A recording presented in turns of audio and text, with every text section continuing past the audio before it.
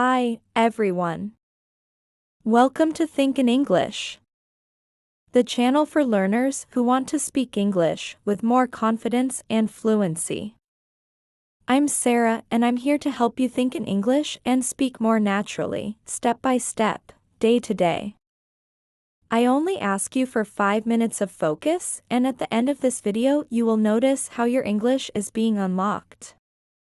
Before we dive into today's lesson, if you're serious about learning English and want to master everyday conversations, hit that subscribe button and notification bell right now. Trust me, you don't want to miss our daily English lessons that will transform the way you speak.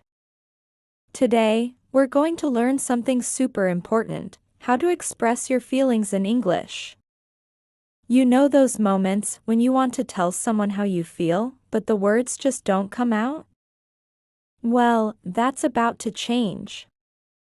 Let me tell you a quick story. Last week, one of my students was trying to explain to her English-speaking friend that she was feeling overwhelmed with work.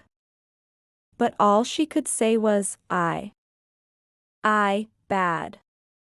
Imagine how frustrated she felt. That's exactly why we need to learn these essential expressions. First, let's start with the basics. When someone asks, "How are you feeling?" or "How are you?" you can respond with these simple but effective phrases. I'm happy. I'm sad. I'm excited. I'm tired. I'm nervous. But wait, there's even more fun. If you want to share why you're feeling that way, you can say things like, I'm happy because I passed my exam, or I'm tired because I worked late. How about this one? I'm super excited because I'm going on vacation. Remember, expressing your feelings in English doesn't have to be complicated. Start with these simple phrases, and you'll see how your conversations become more natural and meaningful. Let's do some real-life practice.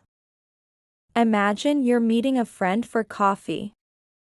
They ask, "How are you feeling today?"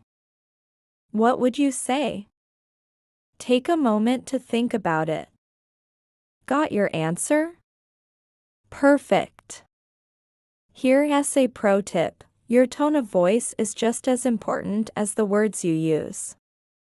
When you say, I'm happy, smile.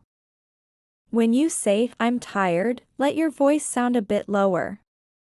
This makes your emotions more authentic and easier to understand. Now, let's look at some slightly more advanced expressions. I'm over the moon, estoy super feliz. I'm feeling under the weather, me siento mal o enfermo. I'm stressed out, estoy estresado. I'm thrilled, estoy encantado. I'm disappointed, estoy decepcionado. Practice these phrases in front of a mirror. Yes, I know it might feel silly at first, but trust me, it works. Remember, learning to express your feelings in English is like building a bridge between you and English speakers. It helps create deeper connections and more meaningful conversations. Before we wrap up, let's do a quick review. I'll say a situation, and you think about how you'd feel. You just got a promotion at work, your friend canceled plans at the last minute.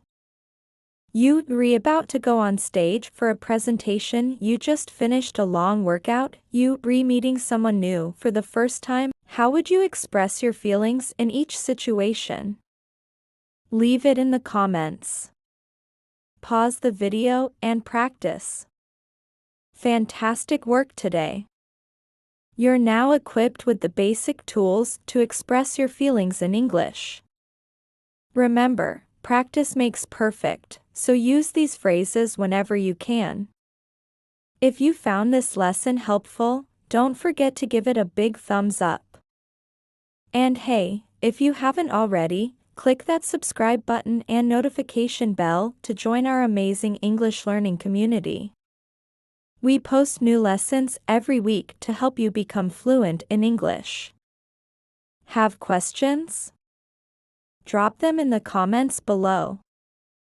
I read every single comment and love helping you on your English learning journey. See you in our next lesson where we'll learn even more exciting English expressions. Until then, keep practicing and stay positive. Remember, every day is a new opportunity to improve your English. See you soon.